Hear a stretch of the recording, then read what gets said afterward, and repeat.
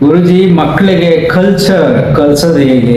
ಸಂಸ್ಕೃತಿ, ತುಂಬಾ ಜನ ನಮ್ಮ ದೇಶದ ಸಂಸ್ಕೃತಿಯನ್ನ ಅದ್ದೂರಿ ವಿವಾಹದ ಬಗ್ಗೆ ಮಾತಾಡ್ಬೇಕಾದ್ರೆ ಪ್ರಪಂಚದಲ್ಲಿ ಸಂಧಿಯ ಕಾಲ ಅಂತ ಕರಿತೀವಿ.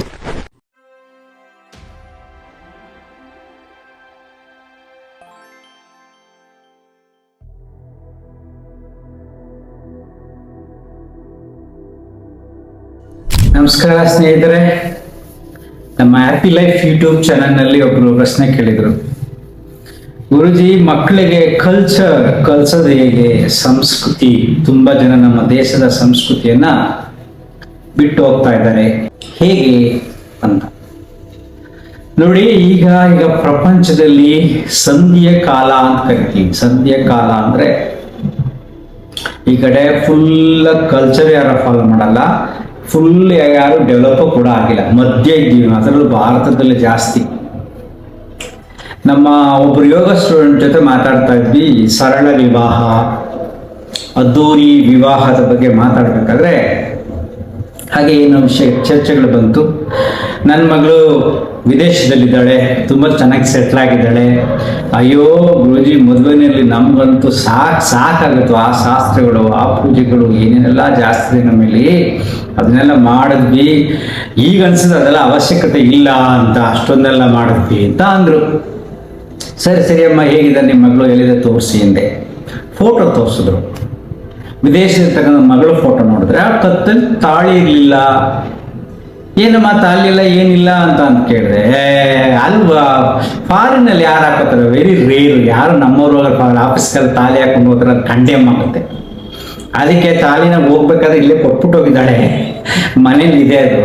ಅವಳಲ್ಲಿಂದ ಬಂದಾಗ ಇಲ್ಲಿ ಹಾಕೊಂತಾಳೆ, ನಮ್ಮ ನೆಂಟರು ಮನೆಗೆ ಹೋಗ್ತಾಳೆ. ಇದು ಸತ್ಯ ಘಟನೆ. ಬೇಕಾದ್ರೆ ನೀವು ಚೆಕ್ ಮಾಡಿ, ತುಂಬಾ ಜನ ಇರ್ತಾರೆ, ಇದೇನು ಯಾರೋ ಏನೋ ಎಕ್ಸಾಗ್ರೇಟ್ ಮಾಡ್ತಾ ಹೇಳ್ತಾ ಇದ್ದಾರೆ ಅಂತಲ್ಲ.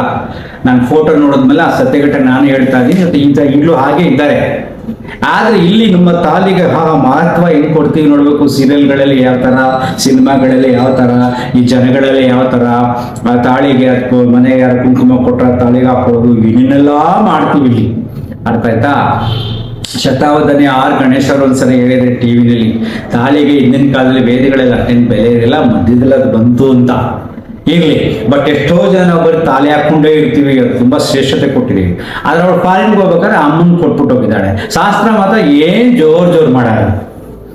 ಇದು ಕಲ್ಚರ್ ಅಲ್ಲ, ಇದು ಹಿಂದಿನ ಕಾಲದ ಕಲ್ತ್ಕೊಂಡ್ಬಂದಿರತಕ್ಕಂಥ ವಿಧಾನಗಳು. ಅಂದ್ರೆ ಸತ್ಯನ ಅಸತ್ಯನ ಯಾರು ಪ್ರಶ್ನೆ ಕೇಳಕ್ಕೆ ಹೋಗಲ್ಲ. ಯಾರೋ ಒಂದು ಹೇಳಿದ್ರು ಮಾಡೋದು ಅಷ್ಟನೇ. ಅದಕ್ಕೊಂದು ಪುಟಾಣಿ ಕಥೆ ಇರಬೇಕು, ನೀವು ನೋಡಿ, ನೀವು ಕೇಳಿದ್ರೆ ಮೋಸ್ಟ್ಲಿ. ಒಬ್ಬ ತಂದೆ ತೀರೋದ್ಮೇಲೆ ಪೂಜೆ ಮಾಡ್ಬೇಕಾಗತ್ತೆ, ಪ್ರತಿದಿನ ಬೆಳಗ್ಗೆ ಪೂಜೆ ಮಾಡ್ಬೇಕಾಗತ್ತೆ. ಅವತ್ತೇನ್ ಮಾಡ್ತಾನೆ, ಒಂದು ಬೆಕ್ಕು ಹುಡುಕ್ತಾ ಇರ್ತಾನೆ. ಸೊ ಒಬ್ರು ಹಿರಿಯವ್ರು ಕೇಳ್ತಾರೆ, ಏನಪ್ಪಾ ಬೆಕ್ಕು ಯಾಕೆ ಹುಡುಕ್ತಾ ಇದೀಯ ನೀನು ಅಂತ. ಅಲ್ಲ, ನಮ್ಮಪ್ಪ ಪೂಜೆ ಮಾಡ್ಬೇಕಾದ್ರೆ ಬೆಕ್ಕನ್ನ ಕಂಬಕ್ಕೆ ಕಟ್ಟಿ ಪೂಜೆ ಮಾಡ್ತಾ ಇದ್ರು, ಈಗ ಬೆಕ್ಕಿಲ್ಲ, ಅದಕ್ಕೆ ಹುಡುಕ್ತಾ ಇದೀನಿ ಅಂತಾರೆ. ಆಗ ಅವ್ರು ಹೇಳ್ತಾರೆ, ಅಯ್ಯೋ ಅವಾಗ ನಿಮ್ ತಂದೆ ಪೂಜೆ ಮಾಡ್ಬೇಕಾದ್ರೆ ಹಾಲು ತುಪ್ಪ ಇಡ್ತಾ ಇದ್ರು, ಬೆಕ್ಕು ಬಂದು ಕುಡಿದ್ಬಿಡುತ್ತೆ, ಡಿಸ್ಟರ್ಬ್ ಮಾಡುತ್ತಂತ ಕಂಬಕ್ಕೆ ಕಟ್ಬಿಟ್ಟು ಪೂಜೆ ಮಾಡ್ತಾ ಇದ್ರು ಕಣೋ. ಈ ನಿಮ್ಮ ಮನೆ ಬೆಕ್ಕಿಲ್ಲ ಅಂದ್ರೆ ಯಾಕೆ ಯೋಚನೆ ಮಾಡ್ತೀಯಾ, ನೀನ್ ಪೂಜೆ ಮಾಡು ಅಂತಾರೆ.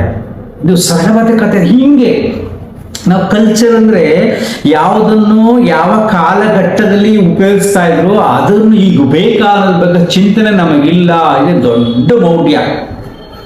ಈ ಕಾಲ ತುಂಬಾ ತುಂಬಾ ತುಂಬಾ ಬದಲಾಗ್ಬಿಟ್ಟಿದೆ. ಆ ಬದಲಾವಣೆಯ ಪರ್ವದಲ್ಲಿ ನಾವು ಬದಲಾವಣೆಯ ಕಾಲಕ್ಕೆ ತಕ್ಕಂತೆ ಬದುಕಬೇಕು. ಹಿಂದೆ ಎಷ್ಟೊಂದೆಲ್ಲ ಕಷ್ಟಪಡ್ತಾ ಇದ್ರೆ, ಈಗ ವೈಜ್ಞಾನಿಕವಾಗಿ ಎಷ್ಟೊಂದು ಬೆಳವಣಿಗೆ ಆಗಿದೆ. ಈಗ ನಾವು ಮೊಬೈಲ್ ಫೋನ್ ಇಲ್ಲ ಅಂದ್ರೆ ಜೀವನನೇ ಆಗೋದಿಲ್ಲಪ್ಪ. ಮೊಬೈಲ್ ಫೋನ್ ಇಟ್ಕೊಂಡಿರ್ತೀವಿ, ಕರೆಂಟು, ಏನು ಎಷ್ಟೊಂದೆಲ್ಲ ಡೆವಲಪ್ ಆಗಿದೆ. ಈಗ ಬುಟ್ಟಿ ಇಟ್ಕೊಂಡೆ ಜೀವನ ಮಾಡೋಣಕ್ಕೆ ಆಗುತ್ತಾ ನಮ್ದು? ಈಗ ನಿಮ್ಗೆ ಎಷ್ಟು ಆಶ್ಚರ್ಯ ಇದ್ರೆ, ಸ್ವಲ್ಪ ದೂರ ನಾನು ಇರೋದು ಚಿಕ್ಕಲ್ಸಂದ್ರ, ನಾ ಯೋಗ ಶಾಲೆಗೆ ಹೋಗ್ಬೇಕಾದ್ರೆ ನೋಡ್ತೀನಿ, ಕುಣಿಗಳು ತಟ್ಟೆ ಇಡ್ಲಿ ಒಂದು ಹೋಟೆಲ್, ತುಂಬಾ ಜನ ತುಂಬಿರ್ತಾರೆ. ಎಕ್ಸಾಕ್ಟ್ಲಿ ಆಪೋಸಿಟ್ ಶಾಸ್ತ್ರಿ ಕಾಂಡಿಮೆಂಟರ್ಸ್ ಅಂತಂದ್ರೆ ಅಲ್ಲಿ ಏನೇನೆಲ್ಲ ಸಿಗುತ್ತೆ. ಅದಾದ್ಮೇಲೆ ಅದ್ರ ಪಕ್ಕದಲ್ಲಿ ಚೈನೀಸ್ ರೆಸ್ಟೋರೆಂಟ್ ಇದೆ, ಚೈನೀಸ್. ಅದಾದ್ಮೇಲೆ ಹರಿ ಸ್ಯಾಂಡ್ವಿಚ್ ಅಂತ ಅಮೆರಿಕನ್ ಸಿಸ್ಟಮ್. ನಮ್ಮಲ್ಲಿ ಬೆಂಗಳೂರಿನಲ್ಲಿ ಉತ್ತರಳ್ಳಿ ಮೇನ್ ರೋಡ್ ಹತ್ತಿರದಲ್ಲಿ ಇಷ್ಟೊಂದು ವ್ಯತ್ಯಾಸಗಳಿದೆ.